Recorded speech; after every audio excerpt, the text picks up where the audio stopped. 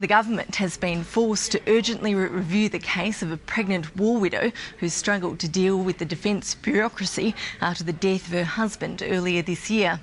Breeanna Till was facing uncertainty about her living arrangements until public outrage about her plight prompted the Defence Chief to announce yesterday that she will be allowed to stay in Defence housing until September next year.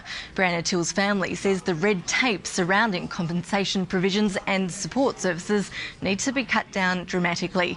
The Liberal frontbencher Scott Morrison has been lobbying for an improved system. I spoke with him yesterday.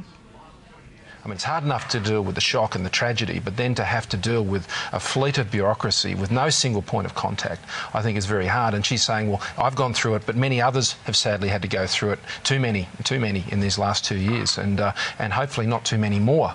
But the sad truth is that probably won't be the case. And she wants the situation and the system improved. She's not making a special pleading case on her own behalf. She wants to see the system improved.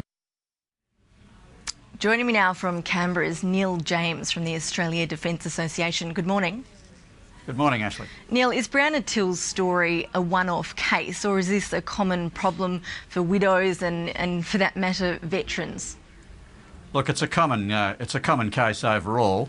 It's a one-off to the extent that every bereaved family is slightly different, and in this case, there's an unfortunate intersection of the Veterans Affairs Act and the family law courts and a few other things. However, we really have to change the philosophy with which we compensate the bereaved families of those who get killed in battle on our behalf. You know, our current policies are essentially based on industrial age warfare and not for the thankfully lower numbers that we're currently having. And we really need to rethink it through and make it more compatible with compensation in civilian cases of injury, which unfortunately tend to be much better than what we're compensating our war dead's family. Breeanna Till's family says that the reports we read about yesterday that she's penniless and broke are actually incorrect, but they are pushing for more support services and to cut down in particular on red tape. Do you think that more money does need to be provided, or is it really those support services? Look, the compensation in some ways is adequate. It's just in some ways. It's just very, very badly managed, and there is far too much red tape. And in this particular case, a lot of the press coverage, unfortunately, has been inaccurate and a bit sensationalist, which hasn't actually helped Breeanna at all. But what we have to do is look at the way that the Department of Defence and the Department of Veterans Affairs better handles this. They try hard to an extent, but there's too many things keep falling through the cracks. And the real problem is, of course, is that the Department of Veterans Affairs over the last 20 or 30 years has basically become a department very skilled at looking after elderly people. And it's not that skilled looking after young families. And unfortunately, we're now having young war widows again. And the department's having a little bit of trouble grappling with that, and they have to put more effort into it. Neil, yesterday General Stanley McChrystal, the US commander in Afghanistan, submitted a formal request to the Pentagon and NATO for up to 40,000 new troops to go to that country. Do you think that Australia is pulling its weight in Afghanistan? Look, the McChrystal report is a very, very good one. It's very shrewd, very professionally expressed, and it clearly sets out the problem we face there. And I think it confronts the Australian government with some choices.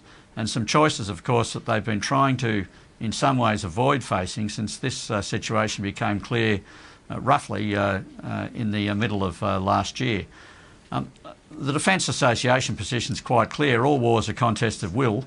We're in a contest of will with the Taliban, and this constant dithering about whether we should reinforce or not reinforce the contingent or indeed quit the war in Afghanistan is in effect only aiding the enemy we're currently fighting.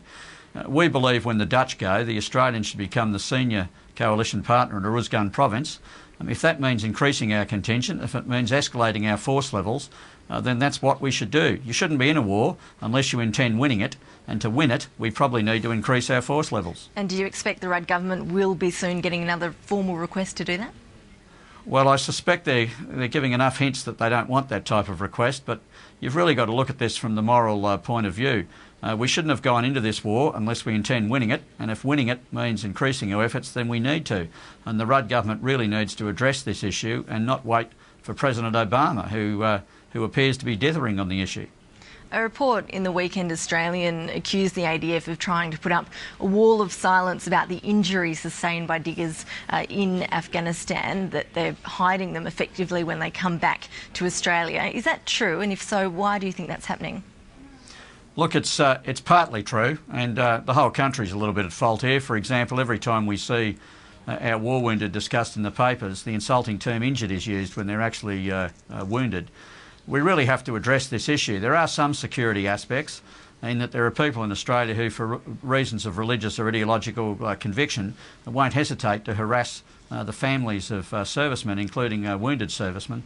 But I think if the government, both the previous government and the current government, was a bit more forthcoming in the way that explained why we're in Afghanistan and the price that's actually being paid by the Defence Force on our behalf, then perhaps public support for the war in Afghanistan wouldn't be evaporating as fast as it is, and it wouldn't quite be as uninformed as it often is. You know, these are all related issues, and they all have to be tackled. And if people are very, very angry, for example, about how our wounded and wounded servicemen are being treated and the bereaved families, then maybe they should go out and make a significant donation to Legacy, for example. We tend to remember the Defence Force on Anzac Day and Remembrance Day and forget them for the other 363 days of the year. Neil James, thanks for your time. Thank you, Ashley.